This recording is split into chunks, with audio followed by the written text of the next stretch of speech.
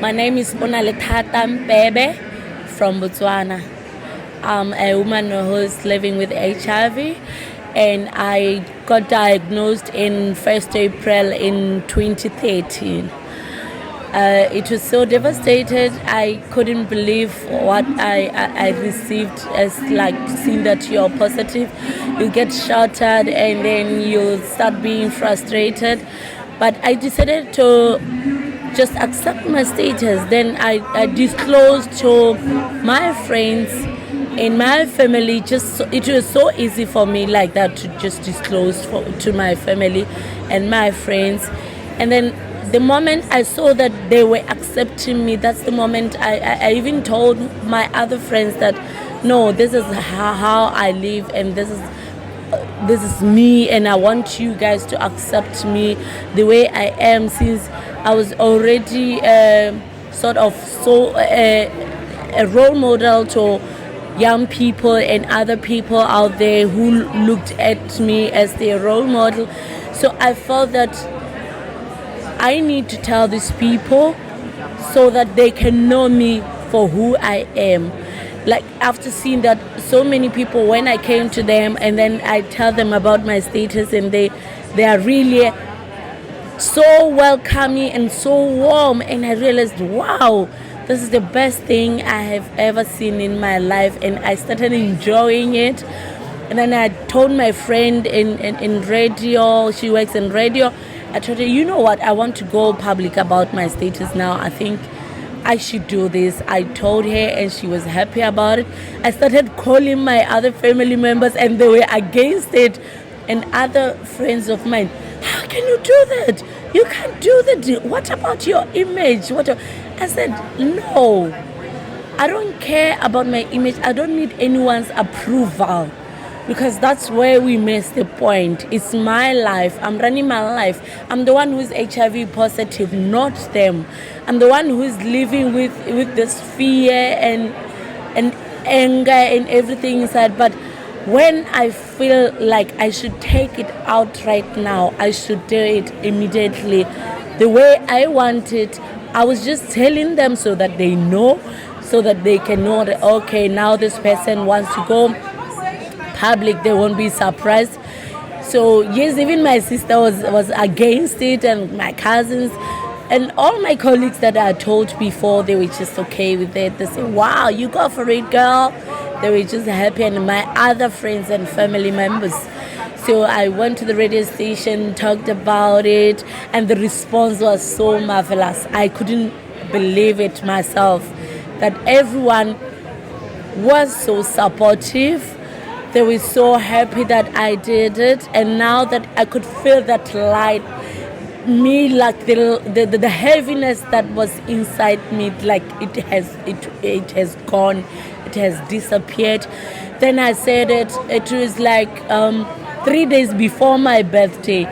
I announced it on Facebook.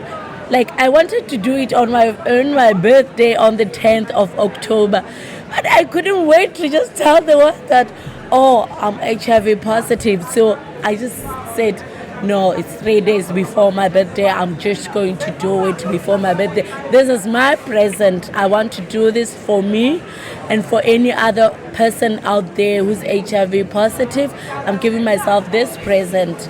And then that's when I wrote it on Facebook. Wow, the response to it was so marvelous.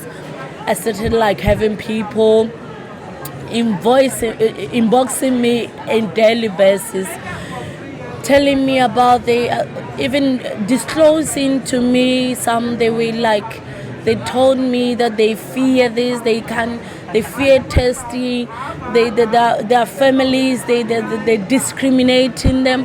I started seeing this now, like, wow, now I have a purpose, and I have to help these people to see a light, that this is not the end of the world. This is not a life sentence. I started like now, so that this is my time to show these people that HIV is not a death sentence. I started like now posting things like that were meaningful to these people. I started researching a lot. about HIV and AIDS, and then they will ask me so many questions in daily basis, and then I'll just tell them this is 1, 2, 3, 4, and that's when I decided to register an organization that can help people to accept themselves, because you'll see that in African countries there's so much discrimination. It starts with yourself. You start by discriminating yourself. That's when you fear telling other people about your status. That's fearing the unknown. You don't know what these people are going to say to you. Now you fear that what if they're going to discriminate you? But that doesn't concern us, because as you are living your life, those people, they can't just tell you what to do with your life. So I believed in just being able to open up to everyone. I asked people to do that. Like, so many people some were already discriminated by their families, their boyfriends, their friends, and everyone out there. And then I told her, those are not real people. Those are not your real friends. And you guys need more information so that you can share with your family. Like I always tell them, find as much information about HIV and AIDS as much as possible as you can, so that the time maybe you're disclosing to someone, you already know. And I tell them that expect anger, disappointment, rejection, because that's what we should get before we think of positive response.